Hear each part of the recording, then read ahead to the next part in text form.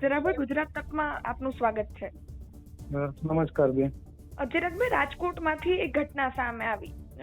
કોળી ઠાકોર સમાજના એક પત્રકાર પર 3rd ડિગ્રી ટોર્ચર કરવામાં આવ્યું છે એવા ડીસીપી ઉપર આક્ષેપ નાખ્યા અને તેમજ વડગામના ધારાસભ્ય જિગ્નેશ મેવાણી પણ એ જે આરોપી છે કે યુવક છે એને મળવા ગયા. પરંતુ આ સમગ્ર બાબતે જે રીતે વાત થઈ રહી છે કાયદાકીય રીતે આ વસ્તુઓ ન થવી જોઈએ. તો તમારું સૌપ્રથમ આ સમગ્ર ઘટનાને લઈને શું કહેવું છે? ખરેખર પોલીસ પ્રશાસન માટે આ નિંદનીય ઘટના છે કહેવાય.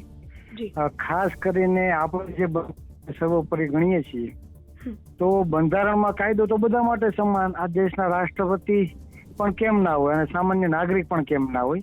કાયદો બધા માટે સમાન છે. આઈપીએસ કક્ષાના અધિકારી ઉપર જ્યારે આ પ્રકારના આક્ષેપો લાગતા હોય બરાબર, તો તેને ખરેખર આ રાજ્યના ગૃહમંત્રીએ પણ વિચારવું જોઈએ.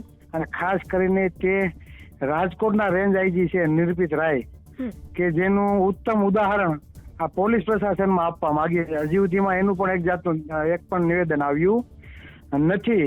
અને ખરેખર તમે જે ઘટના એ ભાઈ પત્રકાર પાસેથી તમે જો સાંભળો બરાબર, તો આપણે વિચારી પણ ના શકીએ અને કોઈને આપણે વર્ણવી હોય તો પણ આપણે શરમ આવે તેવી આ લોકોની માનસિકતા કયા પ્રકારની હશે. જે અસામાજિક તત્વો, જે લુખાઓ પણ આ રીતની દાદાગીરી કે આ રીતનો અમાનુષિક અત્યાચાર ના કરે તેવો પોલીસના અધિકારીઓ દ્વારા આવું કૃત્ય કરવામાં આવ્યું છે. ખરેખર તેના ઉપર ફોજદારી ગુનો પણ બને છે. પણ કહેવાનો મતલબ એ કે કોઈ આ અધિકારીઓને કોઈ છાવરતું હોય, ઉપરથી કદાચ છૂટ હોય, હજી સુધી કોઈ પણ જાતનું નિવેદન ગૃહમંત્રી કે ત્યાંના રેન્જ આઈજી નિર્ભિત રાય દ્વારા પણ બહાર આપવામાં આવ્યું નથી. ખરેખર પોલીસ પ્રશાસને આ બાબતે ગંભીર નોંધ લેવી જોઈએ, સરકારે પણ. અને જેમ બને એમ વહેલામાં વહેલી તકે જે સત્ય છે તે બહાર લાવવું પડે.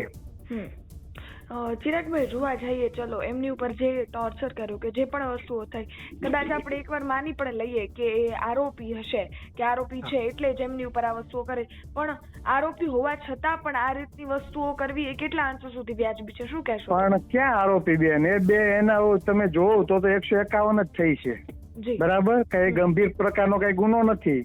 151 માત્ર થયેલી છે. અને કદાચ આરોપી હોય તો ક્યાં એવા કાયદામાં લખેલું છે મર્ડર કર્યું હોય તો પોલીસ વાળાને કોઈ હક નથી કે તેને ટોર્ચર કરવાનો બરાબર, કે હાથ ઉપાડવાનો. અને આ તો આઈપીએસ કક્ષા દરજ્જાના અધિકારી ઉપર આ આક્ષેપો લાગ્યા છે. તો ખરેખર આ ગુજરાતના ગૃહમંત્રીએ આ બાબતે નિવેદન આપવું જોઈએ કે આવી ઘટના કેમ વારંવાર બને છે. આ માત્ર કઈ કોળી સમાજના યુવાન ઉપર છે એવું નહીં. તમે જો અઠવાડિયા પહેલા જે ઉત્તર ગુજરાતમાં જલિયામાં જે થયું, તો ક્ષત્રિય ઠાકોર સમાજના જે યુવાનોને બેફામ ઢોર મારવામાં આવ્યો અને સરઘસ કાઢવામાં આવ્યું, તેમાં પણ 4 પોલીસ વાળાને સસ્પેન્ડ કરવામાં આવ્યા છે. તો જે આઈપીએસ કક્ષાના અધિકારીઓ દ્વારા જે કૃત્ય કરવામાં આવે છે તો કેમ તેના ઉપર કોઈ કાર્યવાહી નથી થતી? તમે હળવદમાં તમે જોઈ લો, જે કરદાકાંડ થયો બરાબર, તો ઘરમાં ઘૂસીને માર્યા છે લોકોને, નિર્દોષ લોકોને. તો આવો તો કેવો કાયદો કે ટોળું કાબુ કરવા માટે તમે ઘરમાં ઘૂસીને મારો? તો એ આઈપીએસ અધિકારીઓ ઉપર તો કોઈ પણ જાતનું કઈ થતું જ નથી. આવું શા માટે? એમ કાયદો તો બધા માટે સમાન હોય. માત્ર ને માત્ર આ લોકો બરાબર પોતાની તાનાશાહી, પોતાની સિંઘમગીરી બતાવતા હોય ને ઉપરી કક્ષાએ બરાબર આ લોકોને કોઈ સાવરતું હોય, આ સ્પષ્ટપણે દેખાય છે. ચિરાગભાઈ, આપણે કોળી સમાજની વાત કરીએ તો નવનીત બાલજિયા ઉપર હુમલો થયો હતો, એને લઈ આખો સમાજ ભેગો થઈ ગયો હતો. તમે પણ ત્યાં ગયા હતા, તમારી પણ હાજરી હતી.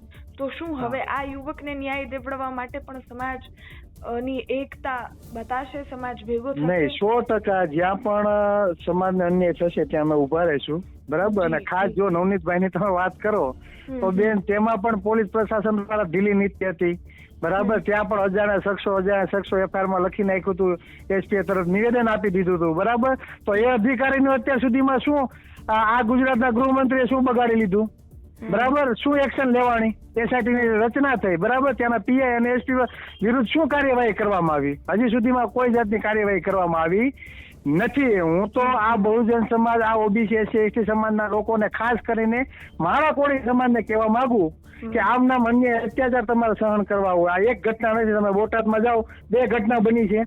અસામાજિક તત્વો દ્વારા ભાવેશભાઈ મકવાણા ઉપર હુમલો કરવામાં આવ્યો. ત્યાર પછી આ અઠવાડિયા પહેલા બરાબર ચીકાભાઈ ઝાપડિયા કરીને કોઈ આગેવાન છે, તેના ઉપર પણ હુમલો કરવામાં આવ્યો. આણંદની ઘટના તમે લઈ લો તો હજી દીકરી સુસાઇડ કરેલું છે કે મર્ડર કરેલું છે, હજી સુધી બહાર આવ્યું નથી. તો આવી તો ઘટના વારંવાર બને છે. તો આ સમાજે વિચારવાની જરૂર છે કે જે ભાજપના રાજમાં જો તમારો સમાજ સુરક્ષિત ન હોય, તમારા સમાજના યુવાનો, સમાજની દીકરીઓ સુરક્ષિત હોય ના હોય, તો તમારે આ સરકારને 2077 પાડી દેવી જોઈએ. જી જી ચિરાગભાઈ, સમગ્ર ઘટના બની છે એને લઈ અને હવે આપણે બધા રાહ જોઈ રહ્યા છે કે શું એક્શન લેવા છે. તમે આ સમગ્ર ઘટનાને લઈ વાત કરી અને તમારો અભિપ્રાય અમને જણાવ્યો તે બદલ આપનો ખૂબ ખૂબ આભાર ચિરાગભાઈ. આભાર. Thank you.